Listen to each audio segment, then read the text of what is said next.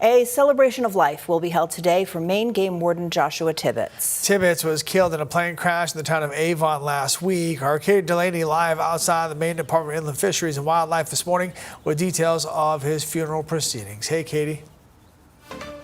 Yeah, Lee and Sharon, the Maine Department of Inland Fisheries and Wildlife is holding the celebration of life today for Game Warden Joshua Tibbitz. It's happening at the Cross Insurance Center in Bangor.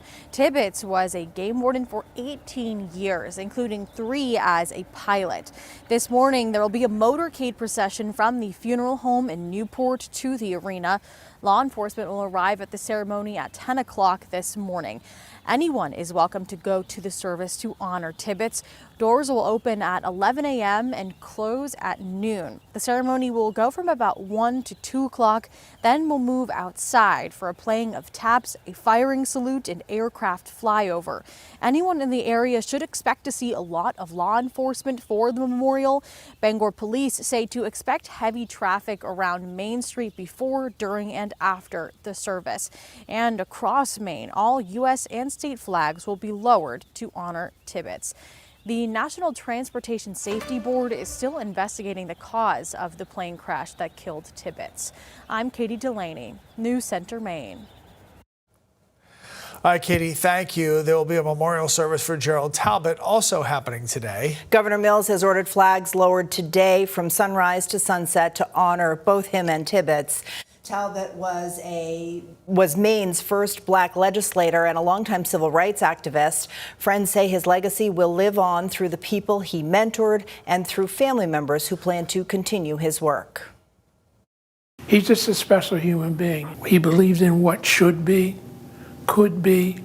The icing on the cake is his own children and how they still stand up for the things that he ingrained in them.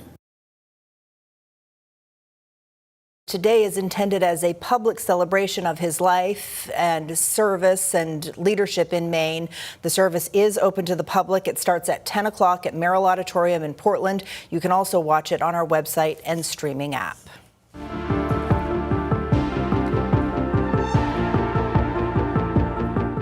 Immigration rights advocates are warning of an increase in ICE activity across the state. Yeah, leaders with the Maine Immigrants' Rights Coalition say spikes have been reported in communities including Lewiston and Portland. The nonprofit's advocacy and policy manager, Ruben Torres, says calls to the group's hotline have increased by 6% over the last month, reaching about 130 calls. He says community partners also report that detentions have climbed over the last 6 weeks from maybe 1 or 2 a week to as many as 10 a week now. Torres says the current activity does appear different from the immigration surge that Maine experienced earlier this year.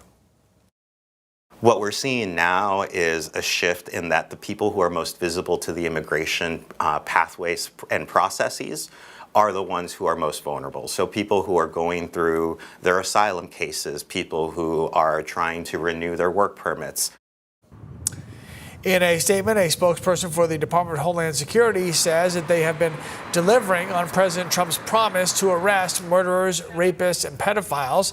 Ever since ICE's major operation in Maine back in January, the agency says it has arrested about 200 people, but has only publicly identified 4 individuals to News Center, Maine.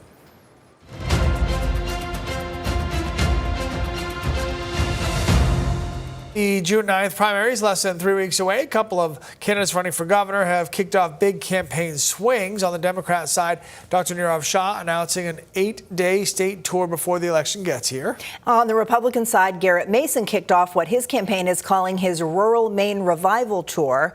He's visiting 6 counties in 3 days. He stopped in Oxford, Franklin, and Somerset counties yesterday.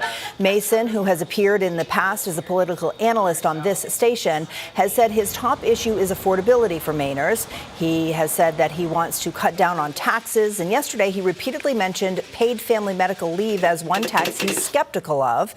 Mason says eliminating the income tax is also possible with time.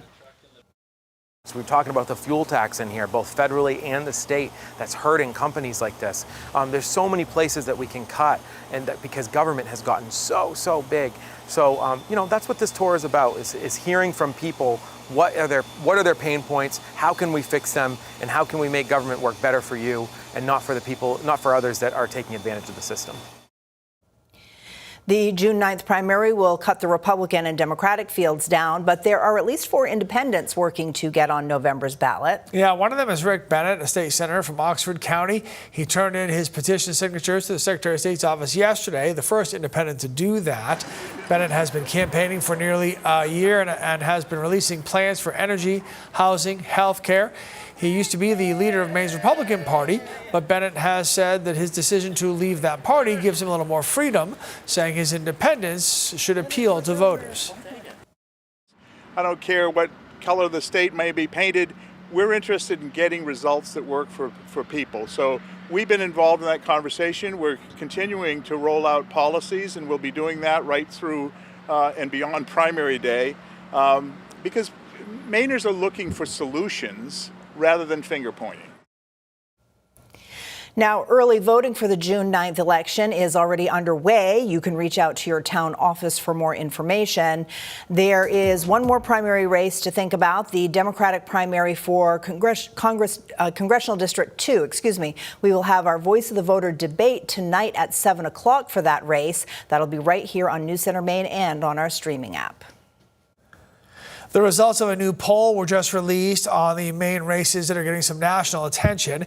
In the race for governor, Republican Bobby Charles leads his party's field of 7 candidates with a combined 43% of first and second choice votes, followed by Jonathan Bush at 36%, Garrett Mason at 32%.